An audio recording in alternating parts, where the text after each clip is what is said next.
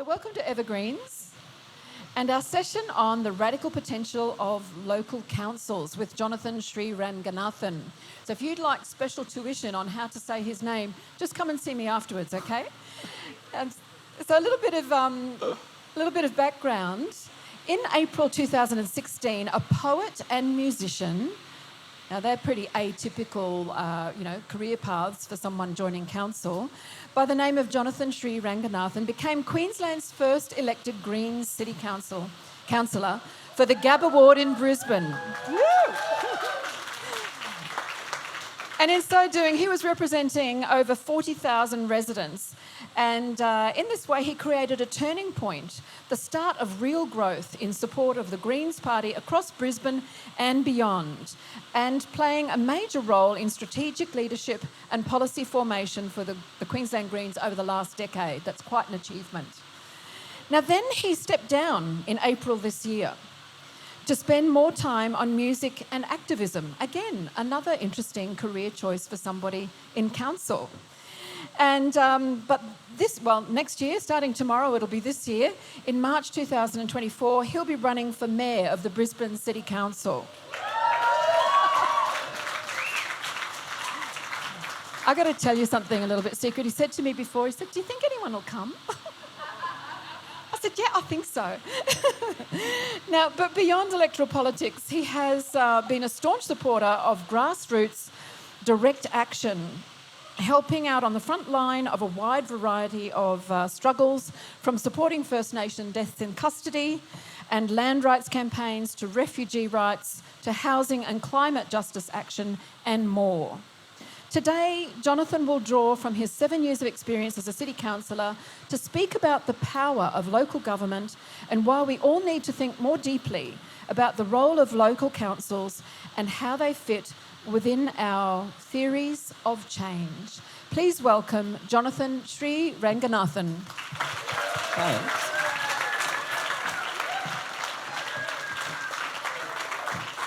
Morning, everyone. Hey. So many familiar faces in the audience. It's a real joy to be here at the festival, and I'm really grateful to share this space with you. I'd start by acknowledging the rightful owners of country, the Yinabara peoples, recognising sovereignty was never ceded, and that there are many past wrongs and continuing injustices that are yet to be rectified, and that acknowledgements are good, but handing back what we stole is better. And I'll be talking a little bit more later on about some of that stuff, but I also particularly wanted to acknowledge that the experiences of colonisation and colonial imperialism on this continent have direct parallels with the experiences of colonised peoples all around the world, and particularly at the moment wanted to acknowledge what's going on with the genocide in Palestine and express my solidarity with the Palestinian people.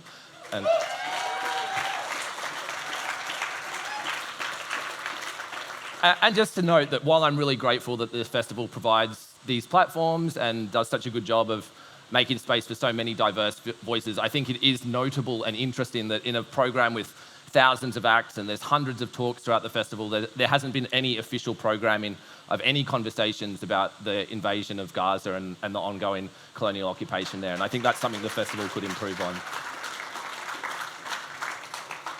So I'll jump into the official talk in a moment, but I thought I'd set the scene with another poem just to outline some of the ideas and political philosophies that have been shaping what I've been doing as a local councillor. So buckle up for the poem, and then we'll get into the dense political theory. This one's called Dollar Signs. And I wrote this actually just before I ran for council the first time. So maybe this gives you a little snapshot of what I was thinking 7 or 8 years ago. This whole city is dollar signs. Price tags on every square centimetre. They build them higher now, right up to the boundary. These clouds are made of concrete and steel. They never move. They never fade. Shadow streets and wind tunnels. Subdivide and conquer. Replacing lounge room windows with mirrors. The walls are getting higher. Intercom security. The walls are getting higher. We don't know our neighbours' names no more. Puppet masters dressed as real estate agents. Will my lease be renewed again? Will they jack up the rent again? And if you want your own apartment, it's a 25-year mortgage. 6 months of your life for each square metre. Even the workers who build them can't afford to buy them. So where did all that money go? Where does all that money go? The public square is now leased out for profit. Neither trees nor musicians are tolerated unless they're good for business. The posh restaurant guards its footpath dining territorially even when there aren't any other customers. We got the money for a motorway, but not for public housing. There are laws against sleeping in the park, laws against dancing in the street. It's easier to get permits for advertising billboards than public art projects. They'd rather leave the walls grey. You've got no right to this city.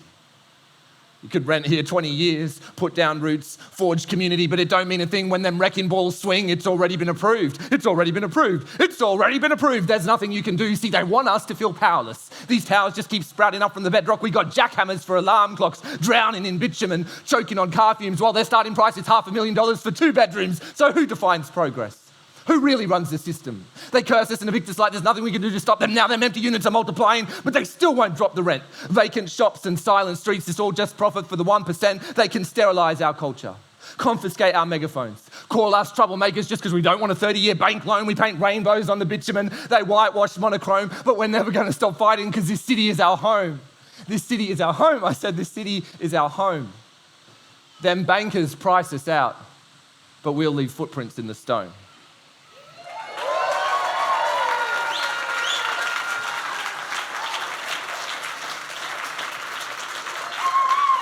Thanks. Cheers. Feel free, if you're at the back, feel free to come down. There's still plenty of chairs around. You can sneak off later if you decide it's trash. I won't be offended. So I'm going to be talking a little bit about my experiences as a politician and as an activist, and in particular thinking quite deeply about the role of local government and engaging with council politics as part of a broader ecosystem of struggle. So I want to kind of give the disclaimer that today I'm talking about like one specific piece of the puzzle that I think we all need to pay a lot more attention to. But I've talked previously at Woodford about how I don't think there is any one single narrow strategy or pathway to social change, that we need lots of people doing lots of different things and making sure that all those different pathways are meeting and aligned with each other. So hopefully that's like, keep that in mind throughout the discussion. I'm very critical of electoralism, and I'll come to that later as well. I'm definitely not up here saying that everyone should just spend all their time engaging in political election campaigning, but I do think we need to pay more attention to it and think deeply about how it connects to other aspects of our struggle. So a little bit about me. This is, as described in the intro, I was the first Green City Councillor elected in Queensland. I represented the Gabba ward, which is sort of the inner south side of Brisbane, West End, Wollongabba, Kangaroo Point, East Brisbane, South Brisbane, Dutton Park. So at the time it was a very safe Labor seat, and we surprised a lot of people by winning because no one really thought the Greens could win anything in Queensland. And since then, obviously, there's been a big shift in the political landscape, and we've started building on that victory at the local government level to win state and federal seats. And that's been really exciting to be part of. I've, for those who are wondering, grew up on north side Brisbane suburbia, West Chermside, and for me, one of the reasons I first started engaging with local politics was that in my 20s, I was living in the inner city, suburbs like West End and Highgate Hill, and life was pretty good in a way. The rent was comparatively cheap. We had time for music and art and community building, and then suddenly rents started rising and property developers started moving in, and you could see them circling like vultures, trying to commercialise and commodify the value that the community had created. So I know sometimes our artists are blamed for gentrification. I think that's bullshit. I think what happens is that communities, whether it's artists and others, build social capital, build value, and then developers move in and put a price tag on it and parcel it up and sell it off. And so I was sort of like in my mid-20s started thinking about this. How is this happening? Why is this going on? And I realised that we hadn't been paying enough attention to the role of local government in that whole process. And that's kind of what I'm trying to emphasise today, is that all of you in this room need to start thinking more about how local council is affecting your lives and how we can influence the council through different pathways to be an advocate for positive change rather than a barrier to it.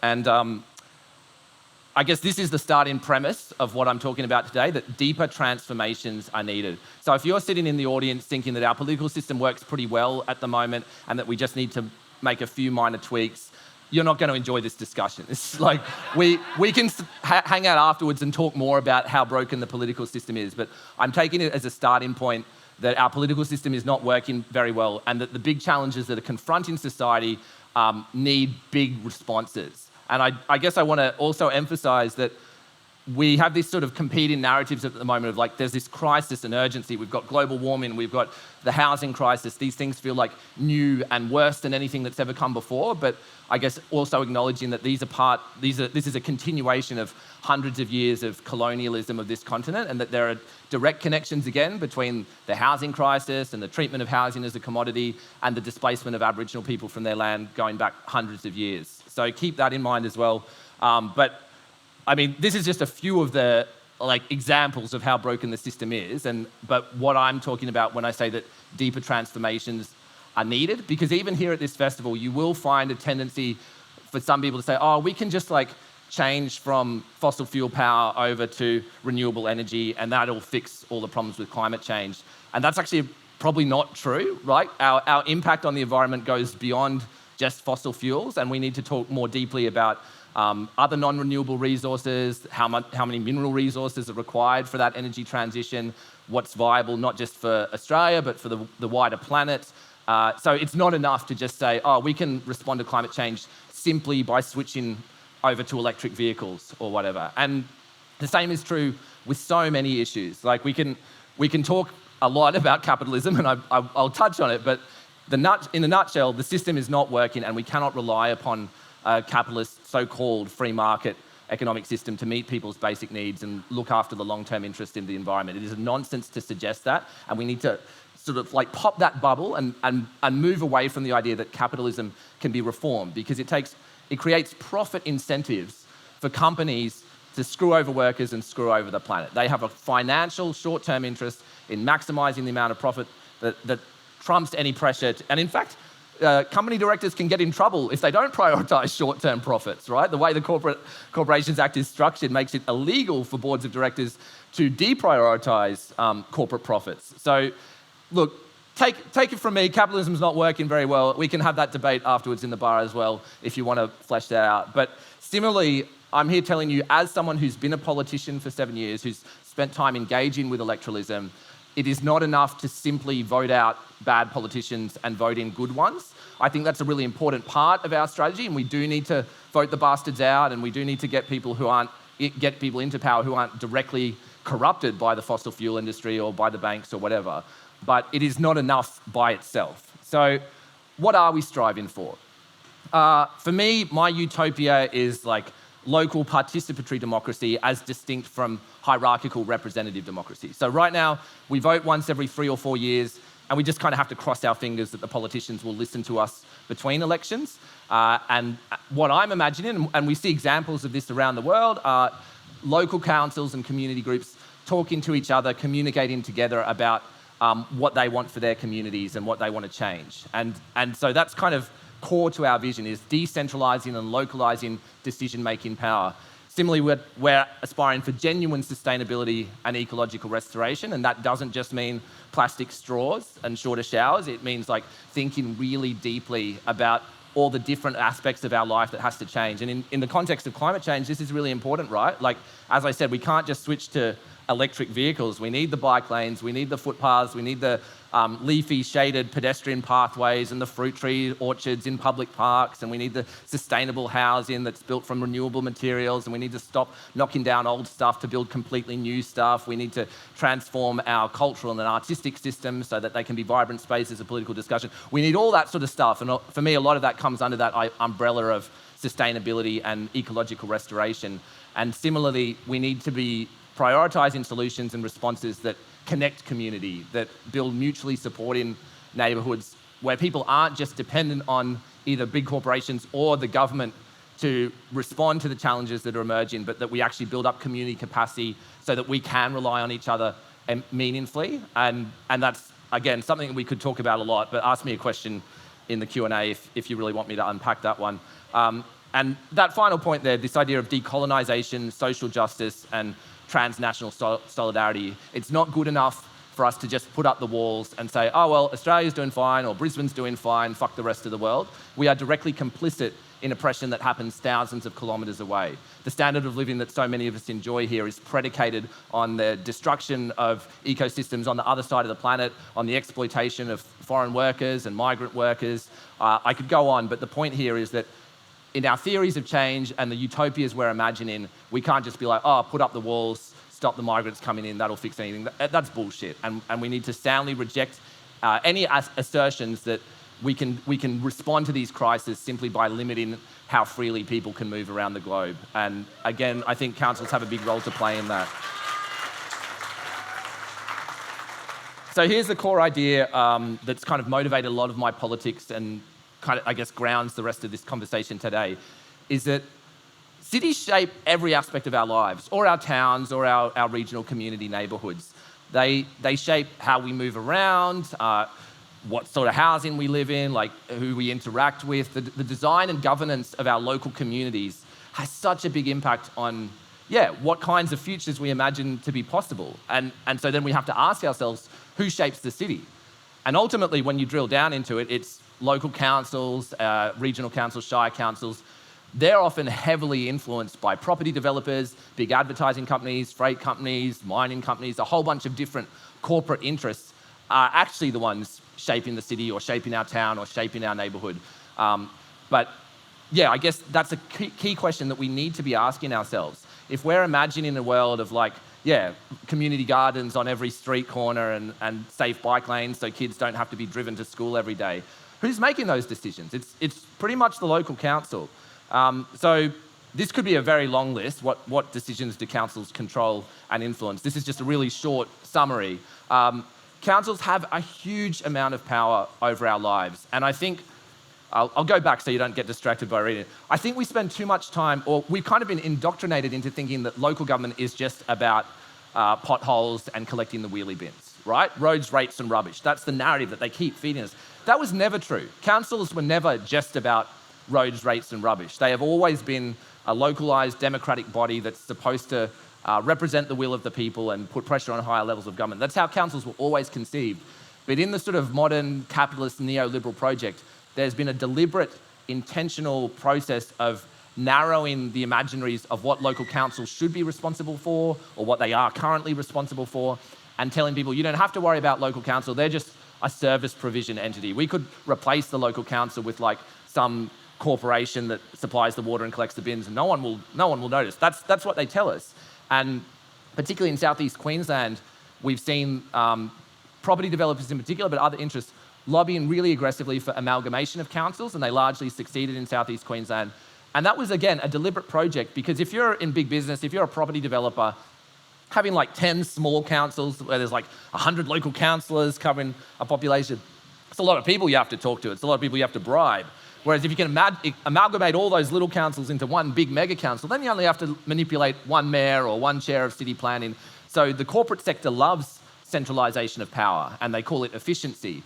But it comes at the expense of local democracy and people on the ground having direct influence over those elected representatives.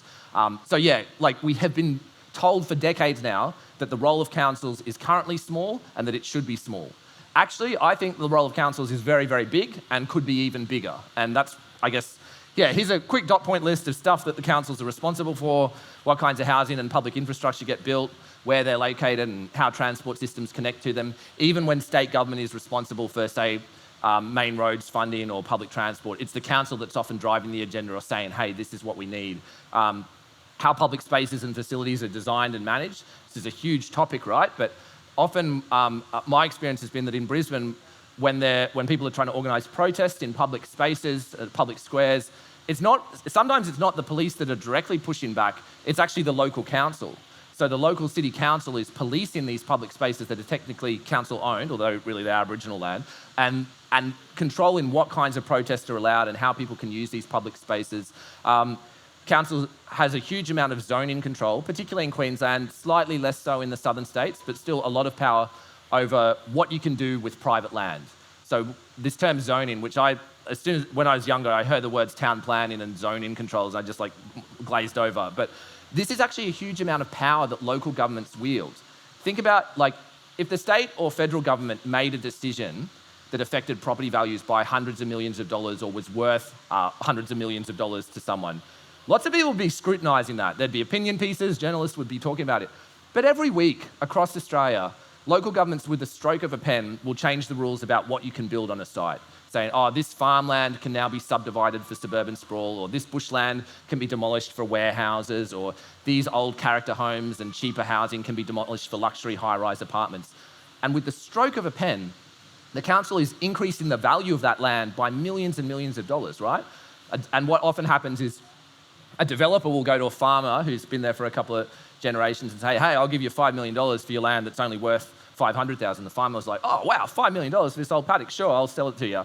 And then later on, the developer turns around to council and says, you need housing and you need jobs and growth, so you should rezone this land. And the land that the developer paid $5 million for suddenly becomes worth $50 million before the developer's even built anything.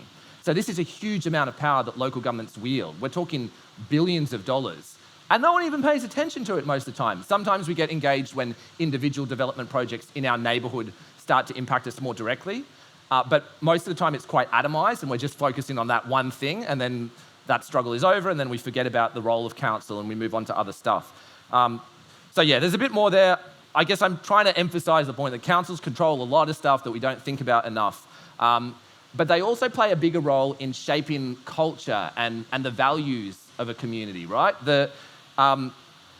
If you live in a neighbourhood, what you believe is possible, what you care about, what you're passionate about, it's shaped by the people around you and by the environment you live in. And if we're living in a culture where we all drive in private cars to an air-conditioned office where we don't talk to anyone every day, that shapes what we imagine is possible. And similarly, if the council were to support a more sustainable, egalitarian, community, artistic kind of vision for society, that would shape the cultures of the people who live in that town and city. And you see this across the country. There'll be some local councils that are really like progressive and supportive of the arts, and then those regions have a stronger arts network, and then there are other councils that are like really supportive of the beef industry, so the artists don't get any money and the beef farmers get free road upgrades. I could go on.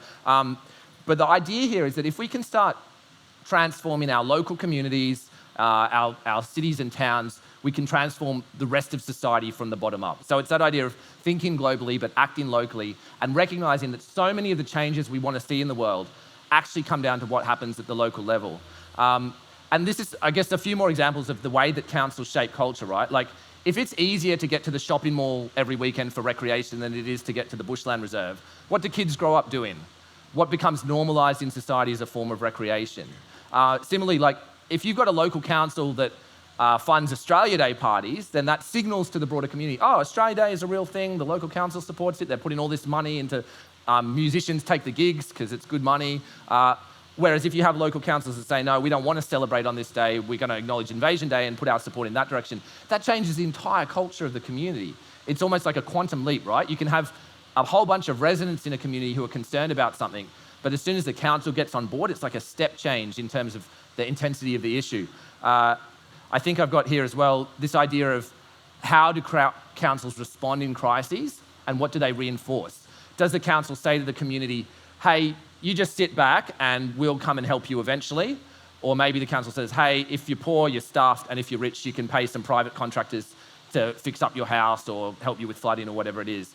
Whereas some councils around the world take a more community development approach. They focus on saying, okay, we've just had this awful disaster. How can we build capacity for people to help each other in a way that is sustainable and not just a one-off reaction? And even in Brisbane, I think we saw an interesting contrast between the 2011 floods and the 2022 floods. Because in 2011, there was sort of this slightly more spontaneous community organising where people just started driving out to help their neighbours or popping over to suburbs to help clean out flooded homes. And it was a bit chaotic and could have been better organised. But it wasn't very centrally controlled at all. Coming into 2022, the council had said, oh, last time all these people just started driving into flooded communities, it was chaos, we're going to control it. And so the council said, hey, everyone sign up to our mailing list and we'll tell you when to go out and help your neighbours. And actually then there was like the threat of another storm and the council didn't send people out. And so there was all this latent community capacity of people who wanted to help their neighbours, and they were waiting for the council to tell them that it was okay to go and help their neighbours. And so the way that councils respond in these crises don't just impact that immediate situation, but they reinforce certain values and norms about how we respond as a community. Are we just receivers of service provision and we just sort of sit and wait and we pay our rates or our rent and we hope that the council responds? Or are we building communities collectively with support from the council? Also in this argument of councils have a lot of power is the idea that they have a huge amount of influence on higher levels of government. So I've just talked about all the direct influence that councils have over their communities and over the culture of the people who live there. But here's the thing. Most state and federal politicians, and particularly ministers and premiers and prime ministers, have no idea what the people on the ground want, right? And it's not that they're evil people. It's just like you're busy, you're in Canberra, you're in Parliament, whatever. You don't actually have that much time to be on the ground talking to people, and your electorates are huge. Our federal parliamentarian has 150,000 people in their electorate. They don't have time to talk to all those people. If you're a minister, you've theoretically got an electorate of millions. And so you're always second guessing, what do the people want? What does the community care about? You don't have time to survey anyone, or you don't make time. So what do? Well, you look at what the local council wants. And if the council says, oh, we've got a big problem with youth crime, you need to start locking up kids, then the state and federal government is like, oh, I guess we've got to lock up kids. Or if you've got a local council that says, we need more jobs and growth, and the only way for jobs and growth is more coal mining, then the state government's like, well, I guess they want coal mining. In Brisbane, what's happening at the moment is the council is saying, we've got this big problem with traffic congestion. We need more roads. We need to widen roads. We need to build more roads. We need to widen intersections. And the council is putting millions of dollars of its own money into that, but it's also saying to state and federal governments, you know what you can do to help Brisbane? Give us more money for more roads. And so the council, from the bottom up, is shaping the political priorities of higher levels of government. You would have seen in Ipswich, maybe you haven't, but Ipswich, just southwest of Brisbane, they've pivoted towards creating jobs by weapons manufacturing. Brisbane's doing a bit of it as well, but this is one of the growth industries of Ipswich, is we want to build more tanks and missiles and war machines. And they're saying to state and federal governments, hey, could you give us some subsidies and land and grant programs so we can encourage more weapons manufacturers to come set up in Australia? It's awful, right? And this is coming from the council. It's not the state or federal government that said, we want Ipswich to be a weapons manufacturing hub. It's the local council being directly influenced by weapons manufacturing companies. So I guess my point here is that councils are treated as a proxy for the democratic will of the broader community. When state and federal ministers are trying to work out what the community wants, and sometimes they don't care at all, but if they are trying to work out what the community wants, they look first at what the local council says is important. And just a quick note, I won't spend too much time specifically on Brisbane. Actually, hands up who here lives in Brisbane City Council, out of curiosity. Hands up who lives elsewhere in southeast Queensland. And hands up who's from further afield. Cool. Yeah, thank you for that. And thank you for being here. I'm really flattered that people are interested in what I have to say. You don't have to clap that. But Brisbane City Council is particularly powerful. $4.3 billion annual budget. It's a huge amount of money that the council, it also controls over $30 billion worth of assets. And despite my continual protest, they don't count trees as part of their asset base. But council controls a lot of trees as well, and I think they should be valued too. But Brisbane, but there's this last point here. Brisbane also leads the agenda for wider southeast Queensland. So if Brisbane starts doing something or gets on a certain bandwagon, then neighbouring councils like Ipswich and Logan and Redlands, etc., they sort of have to follow suit because there's such a big population base and economic base in the centre of the city.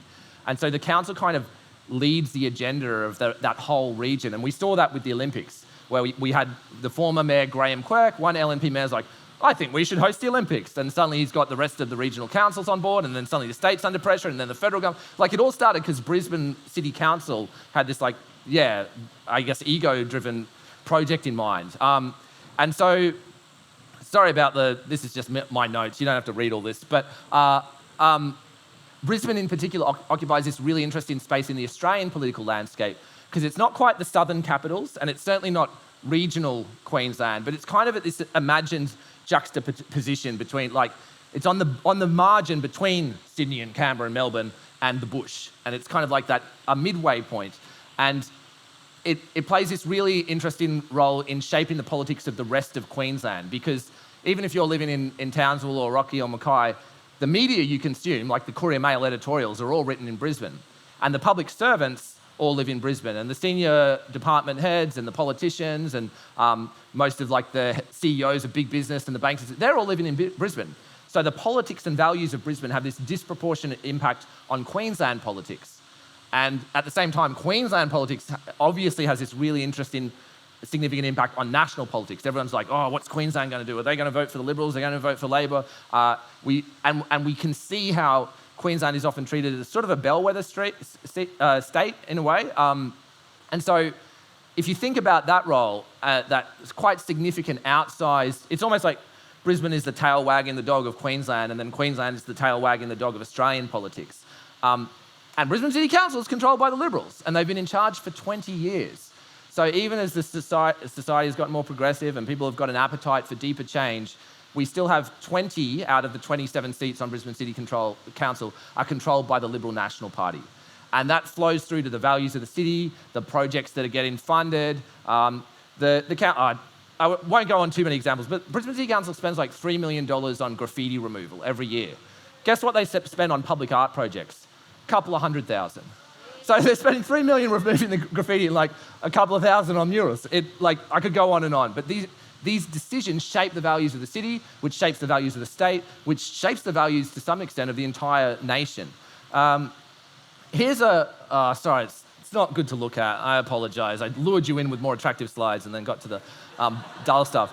This is just a long list of some of the ideas that the Greens have been pushing on Brisbane City Council for the coming council election. As the announcer mentioned, I'm running for mayor in March this year, and thank you.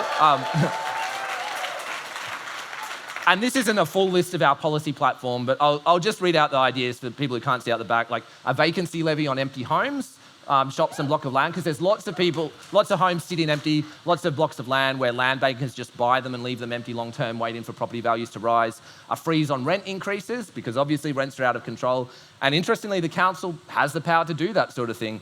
Banning new development on highly flood-prone land, pretty much a no-brainer, but apparently the developers think otherwise.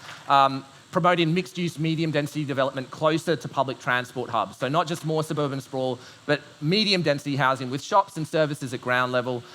Spending less money on road widening, more money on public transport and active transport. Designing streets for people so that we have more pedestrian crossings and bike lanes, and kids can walk to school safely, and you can walk down to the local shops rather than having to drive to the shopping mall 3 suburbs away. Requiring all new developments to set aside at least 20% of the site area for deep planted trees. So we're not saying we're against new development, but we're just saying put some trees in there as part of that planning. These next couple are really interesting, actually. Refusing to give city council contracts to companies that are engaged in unethical behaviour. So like I said, Brisbane City Council has a budget of $4.3 billion a year. Even smaller councils are often giving out hundreds of millions of dollars worth of contracts to the private sector. Now, what would happen if Brisbane City Council started saying to the private sector, look, if you want to build that new bridge, or if you want to provide our IT systems, or you want to be involved in contracting with Brisbane City Council in any way, you cannot be working on coal mines, or you cannot be working on natural gas extraction projects, or you cannot be building weapons manufacturing warehouses, right? It's one of those small levers that has a really big impact, because the council, it's wielding so much public money, and actually public contracts are kind of attractive because they're consistent. If you're in the private sector, you want those government tender jobs, right?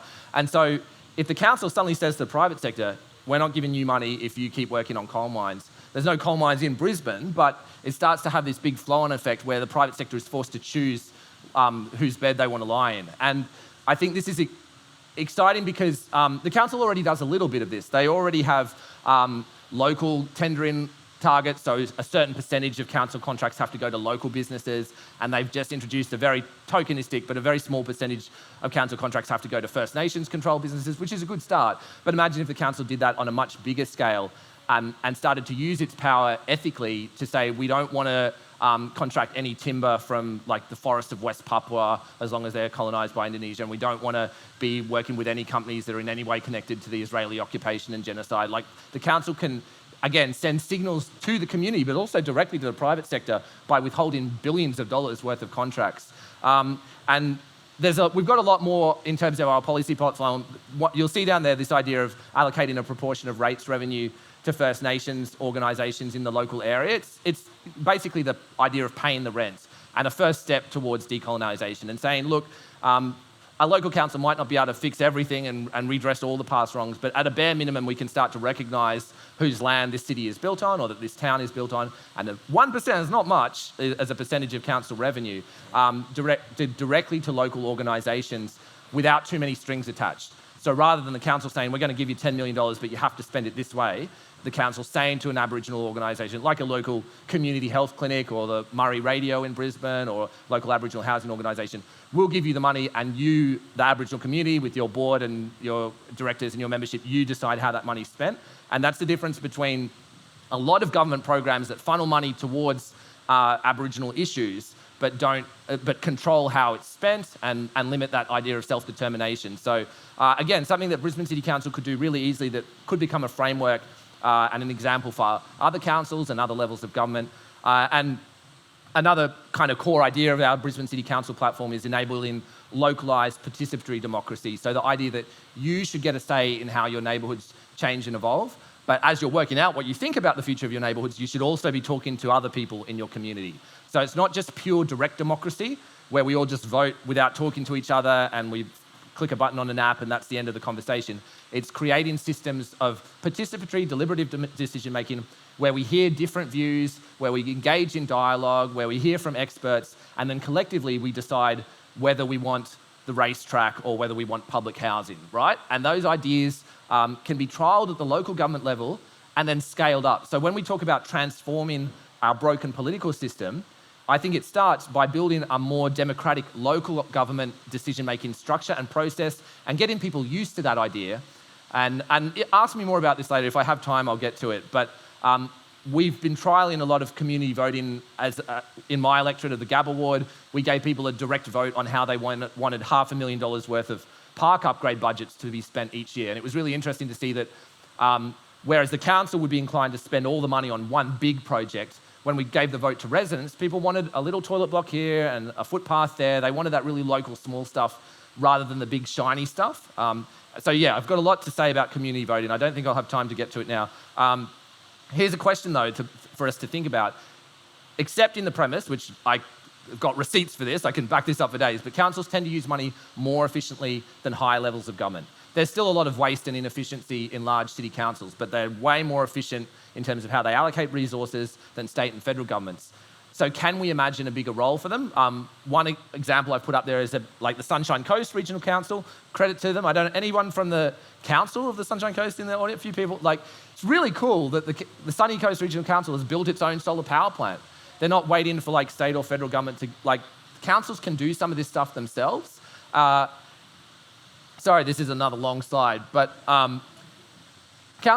different councils run Queensland already run a lot of different stuff. Not every council runs its own public transport system. Not every council runs its own waste collection services, but a lot of them do, or they directly control them.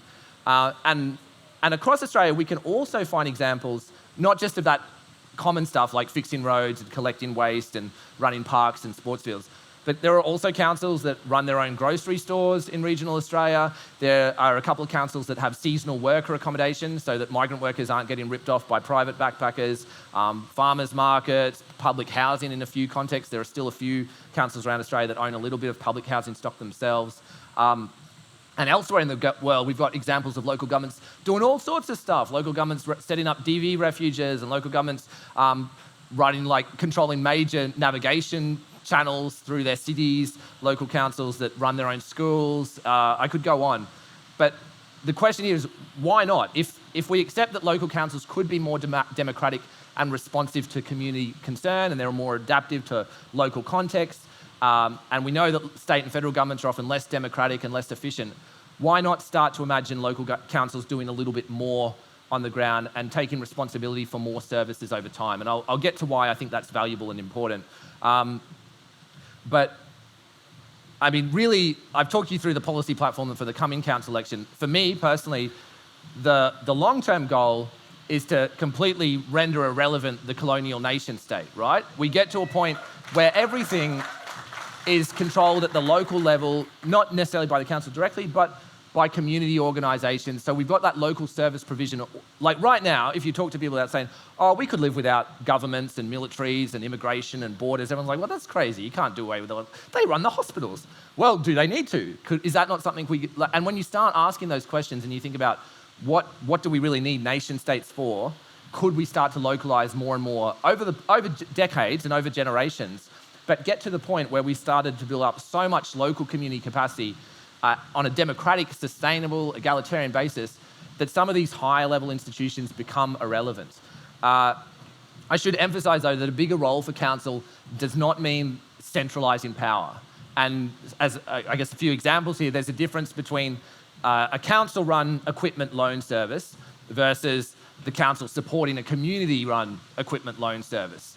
Either way, the council is still actively involved. Maybe they're providing space and resources, but by as much as possible, some people talk about like the principle of subsidiarity, that decisions should be made at the most local level possible, and services should be provided at the most like localized and context-adapted level possible. So I hasten to emphasize that although I'm talking about localising service provision away from state and federal governments more and a bigger role for local councils, I'm also thinking about how can local councils be more democratic and distribute power and resources. There are actually a few examples now of council-funded shuttle bus services where the council's not running the thing directly. It's like the council provides resources and funding and legitimacy to a community group to run their own shuttle bus service. And that's much more efficient and responsive to community needs than the council spending millions of dollars on traffic planners and transport planners trying to decide where the buses could go. They just say, hey, community, you run the bus service, you decide where you want it to go. And this is where I probably get a little bit too theoretical, but basically, I don't think it's possible for national governments to be truly democratic. Like, I've been a politician for 7 years, I've seen how this machine works from the inside. These institutions are fundamentally broken. Think about the origins of the Australian nation state. Think about how Australia was set up as a colony. Think about how dependent it is and how susceptible it is to corporate sector manipulation. These institutions are so big, power is so heavily centralised. And I mean, we've all heard the that old adage, like the more that power is concentrated, the more that potential there is for corruption, right? So as more and more power is centralised, the greater the risk there is of manipulation and corruption. So for me, when I'm like, okay, what's our pathway to change? How do we get from where we are now to sort of the utopia that we're all sort of yearning for? It looks like reclaiming and democratising some of those existing institutions. So like the great socialist institution of the public library, like we have these existing things that are really cool, but maybe they're not super democratic at the moment, or they're a bit bureaucratised. So bring those back into direct democratic community control through local councils, but also strengthen and connect with other anti-capitalist projects that might not be official. And like in my electorate, we set up a lot of community gardens and urban farms and that sort of stuff, but strengthen the networks between those things. And then, of course, supporting autonomous civil disobedience to challenge coercive power. Because if we are building this alternative, bottom-up community system of meeting our own needs and taking care of each other, you can bet that the corporate sector is going to come for us. I've referred a couple of times in the past to the example of Budrum Food Street, which was up here in the Sunny Coast Council. A pretty cool project, not perfect, but they planted fruit trees on all these streets, and it was amazing, and like a veritable orchard of like free food growing in public spaces. And then the council's like, oh, insurance, and they came and cut a whole bunch of trees down. And the community had done the first two things, right? They'd built all this community power up, they'd supported these grassroots projects, but there wasn't quite the preparedness or capacity to engage in civil disobedience so that when council came in with the chainsaws, people were ready to resist. And I think there's a bit too much of like the peace and love, toxic positivity stuff where we're like, oh, if we just do these good things, they'll just be so good that no one will stop us. Like, they're going to try and stop you. Like, let's be clear-eyed about the interest of the corporate sector. Protest is necessary, grassroots direct action is necessary, breaking laws is sometimes necessary. Ideally, we do that in a way that builds community power and is part of a broader ecosystem of social change and activism rather than isolated one-off tactics. But let's be clear-eyed about the fact that point 3 needs to be there.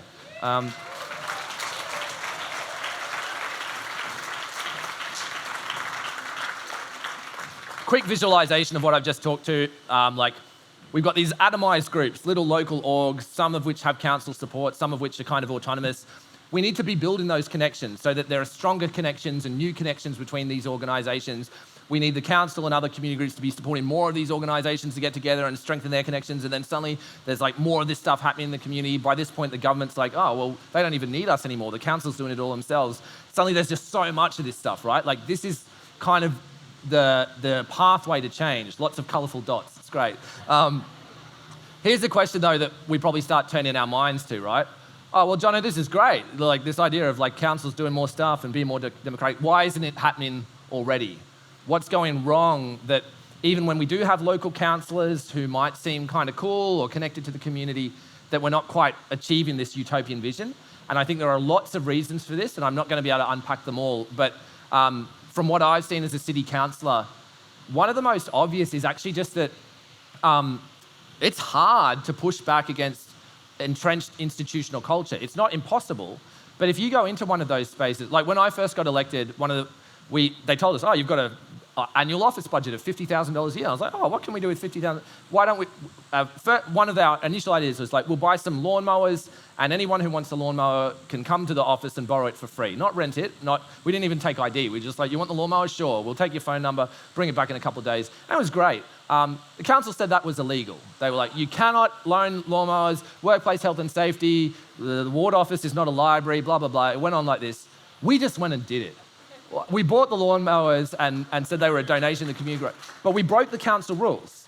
And a couple of years later, I noticed that even the Liberal National Party councillors, a few of them had also started loaning out whippersnippers and lawnmowers. And so that was only happening because we were willing to say to the council, oh, that rule is stupid, we're just going to ignore it. And it requires councillors to do that, it requires public servants to do that, and it requires the broader community to demand those subtle forms of resistance to bureaucratised neoliberalism. Similarly though, there's this broader problem of like incrementalism is kind of easy, and like you get elected as a politician, and there's all these things you want to change, and it's kind of hard to change a lot of things, but you can actually get that stormwater drain fixed if you spend a few hours calling the right people. And then there's another stormwater drain to be fixed, and then there's a pothole, and then someone's calling up about a barking dog. And so even though you've got a lot of power to address a lot of different things, you don't have unlimited time, and you get drawn into the stuff that's easiest and most kind of firmly within what the nation state says is your responsibility, and you get de-escalated from those bigger picture changes. At a macro level, even when you have a really progressive council and you've got a radical mayor who wants to change the system, and you've got all these councillors who are up for whatever, you'll have big business coming to you and saying, if you regulate us too strongly, we're going to cost thousands of jobs in this city. We see the property development industry doing this in particular, saying like, well, if you make it too hard for us to build, we're going to take our money over the border. But it happens with mining, it happens with advertising industries, it happens with all sorts of industries threatening what are called capital strikes. And this is also a way that state and federal politicians are disciplined. It's not that they're necessarily been directly corrupted, they're not necessarily taking bribes or like in bed with these people, but those people come to them and make threats, and they are sometimes seen as credible threats. On the development industry one, I would say that actually if developers pull their money out of a city like Brisbane, that's actually a good thing, because land values will get cheaper and someone else will build there. So when people say to me, oh, but if you make it too hard, if you make developers include trees in their new developments, then nothing's going to get built. That's nonsense. I'll buy the land and build something there if the developers are, someone will do something with that land eventually, so don't threaten us with a good time. But this last point is probably, I'm running out of time, but this last point is quite an important one to think about, is that even when you have progressive people, whether it's a city council or a big NGO, or even like a folk festival, if you have decision makers in positions of power, they don't have time to hear from everyone. They maybe hear a little bit from their friends and a little bit from the insurance company and a little bit from the police, but they're trying to gauge what the public wants. And just like state and federal politicians have a hard time knowing what the community wants, local councils do too. But they can be hijacked by a vocal minority. So it might not necessarily be hijacked by big developers. Like we've certainly seen examples of property developers making donations to councils or funding election campaigns, and that stuff can happen too. But even when you've got a good guy or a good councillor who's not taking bribes and who's not selling out in that really obvious way that we imagine when we hear the word corruption, they're just hearing from people being like, you really need to do something to stop the kids playing at the basketball court after dark. And it might only be 10 people calling up, but that seems like a lot to the local council, and they haven't heard from any of the kids saying, hey, can you leave the basketball court open? And so these vocal minorities can hijack decision-making and give councillors a false sense of what the community wants. That's why deliberative democracy is so important, right? We actually have to build systems where everyone is actively participating, not systems where just a few people are complaining and everyone else is disengaged. But that's what, Brisbane City Council still locks the toilets on homeless people at night, right? It's not, I think the majority of people in the city would be happy for the toilets to be left open, but the majority of us aren't calling up the local councillor and complaining about that. There are a vocal minority who are calling up and saying, oh, there's drug dealing in the park and the toilet block after dark, you have to lock the toilets. So this can happen at a small scale and at a macro scale, and we need to theorise more deeply what's going on there. I think we've seen the same thing at Woodford Folk Festival, where the vast majority of Woodfordians really want the festival to be taking a stronger position in solidarity with Palestine and creating a space for people to talk about the Palestinian struggle, but you have a vocal minority of Zionists making a lot of complaints. And that shapes the festival's values, and the festival's like, well, there's lots of people who don't like Palestine. I guess we shouldn't make a space for that discussion to happen. And it's kind of like these bigger organisations end up being really complaints-driven. Just briefly on the limits of electoralism, like, as I said at the start, it's not enough just to run for office, because whoever gets into those positions of hierarchical, centralised power is gradually going to be co-opted by them. And like I said, it's not necessarily because they're evil people. It's just because they don't have time to hear from everyone, but they think in their heads that they're there for the public interest. Even the politicians that you might think of, some politicians and be like, oh, they're pure evil. They probably think they're there for the public interest. But once you start thinking that you're there for the public interest, then you're like, well, I guess if I'm there for the public interest, it's in the public interest that I remain there. And if it's in the public interest that I remain there, then I should do whatever it takes to hold on to power. And so there's this sort of slippage of logic that leads to politicians, and we've seen this definitely with the Labor Party, and we could see it with the Greens over time as well, of Labor politicians saying, well, we have to stay in power. That's the most important thing. So we can't build public housing, and we have to keep locking up refugees, and we can't give Aboriginal people their land back because otherwise we'll lose power. So the most important thing is keeping power. And that happens even to good people, right? It's just a function of representative hierarchical democracy. And again, that's why I think it's so important that we need to decentralise decision-making power, embrace participatory decision-making.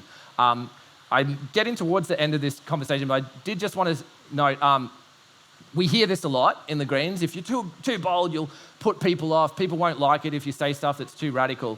The evidence suggests otherwise. Like, as a city councillor, we've had hundreds of Greens councillors elected in New South Wales and Victoria. I was the first Greens city councillor elected in Queensland, and I've definitely been a little bolder and more assertive in talking about the treatment of housing as a commodity, or the role of policing and racism and all that sort of stuff. And my vote grew dramatically. We won in 2016 by about 300 votes. When I ran again in 2020, we won by thousands of votes. And the Greens vote has grown consistently in Brisbane, while at all levels of government, we've taken a bolder position of calling for rent freezes, of pushing back against the corporate sector. The Greens platform in Brisbane is quite bold, and we've won votes as a result. So right now we're living through a time where people have an appetite for deep change. They want systemic transformation. And if you present people with like minor incremental reforms, it's like, well, you're not really that different from the other parties. Why should I make that change? But if you talk about a bold, transformative vision for society, people get excited and they start to say, actually, yeah, I do want something different. And people are so frustrated with the political system that either they're going to swing to parties like the Greens that are articulating that bold vision, or they're going to swing to Pauline Hanson and the racist right. So we need to capture that frustration and channel it in a positive direction. And so I won't dwell on that too much, but just to say that we often discipline ourselves before we even put an idea out there in the world, or we start organising, and this happens in NGOs, at folk festivals, in all political parties, including the Greens. We're like, oh, what will the voters say? There might be backlash. We better not say that. We better not do the thing. Sometimes it's better to just do it and broaden the parameters of the debate and argue for that deeper change. And over time, society comes with you. So just a kind of final note, one of the reasons I'm so interested in this vision of building up the power of local councils is that I actually see it as perhaps an essential, maybe not essential, but an important precondition towards land rights and sovereignty and genuine decolonisation for First Nations peoples. So let's imagine a future, maybe a couple of decades from now, where local councils are controlling and doing more stuff. Maybe it's the local council that runs the health clinic and that runs all the public transport services, and we've hopefully abolished prisons by then, but we're getting towards this position where local governments are genuinely democratic and land and facilities are controlled at the local level. Then it's very easy, or much easier, for local councils to start negotiating how we transfer some of that power and some of those resources and assets back to Aboriginal-controlled organisations. Not individual Aboriginal people, but to democratically controlled Aboriginal community organisations. And we already have Aboriginal councils in some parts of the state. Usually they're in very low populated areas and they don't have much resource in. But if we could get to a point where councils have that big role, have a big asset base, are well resourced, they can start to think about land back and sovereignty. And I'm sorry I've spoken over time a little bit. I'm going to wrap things up there and pause for questions. You can take a photo of this or find more information online later and look this stuff up. We've got an election campaign that's kicking off here in Brisbane. If you want to volunteer or donate or get involved, please sign up. We'd love support, even if you're not based in Brizzy. I think we'll have time for just a couple of questions, so please keep them short. Stick your hand up and we'll have like 1 or 2 questions. There's one down here. Let's go to red top. Thanks, yeah. I'll take a few questions.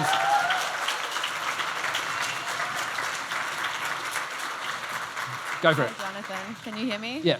Okay. Amazing speech. Thank you so much. I'm a volunteer for the Wilderness Society, and engaging with our local councillors is something that can be quite daunting. And I think even with the training that's given by the Wilderness Society, going into that room and talking with your councillor is a very different experience. I was wondering if you could give 3 best tips to engage with your local councillor and to get your point across. Really good question. Bring them to your meeting. Don't just send 2 people to their little room where you feel all isolated and you're in that big... Say to them, hey, we're putting on a community event with 50 people. Can you come and speak to us? We want to hear what you want to say, local councillor, but we want to ask you questions. Bring them to the people. Don't send a couple of representatives to them. That's the first thing I'd say. The second is project strength, because local councillors, often they're just hearing about like barking dogs and traffic congestion. If you do get 50 or 100 people directly lobbying a local councillor, that feels like a lot of community pressure, and it's often better to target those individual representatives rather than a bigger entity or like the council as a whole. And I guess the third thing I'd say is be bold and radical in terms of the methods you use. Don't just write letters and sign petitions. Put on a protest party, block a street, start planting trees yourself. When the developers come with the chainsaws, lock on and stop them. We need to use that civil disobedience. That's what gets the council's attention. I think there was another question just here down the front. Sorry, we're not going to get to everyone, but I'll hang out afterwards. I just have a little question about non-conforming. When all the protests started, I went to the first one in Sydney dressed up with white clothes and wings just to show that we're not fighting, we're just wanting our freedom.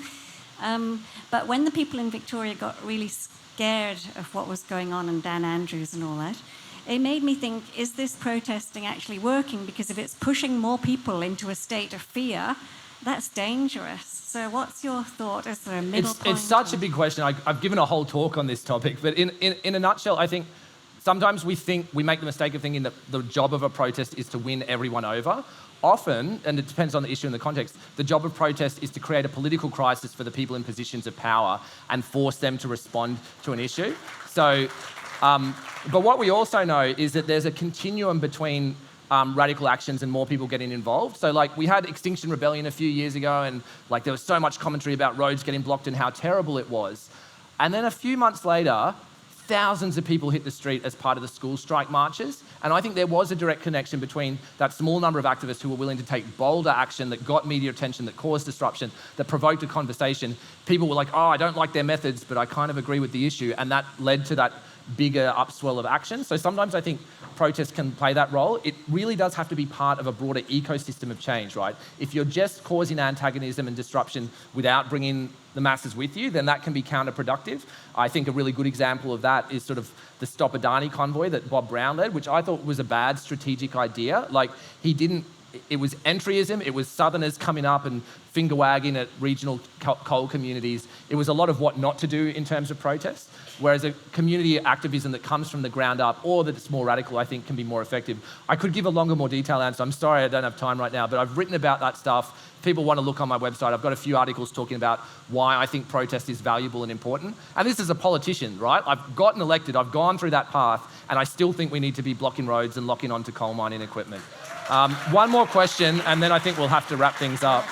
We're actually out of time, so we're going to have to wrap it up there. You can take more questions over the side if that's all right. Yep. Thank you. Hey, thank you so much, everyone. It's been a real pleasure. I'm looking forward to talking to you afterwards. Thanks. Wow. Thanks.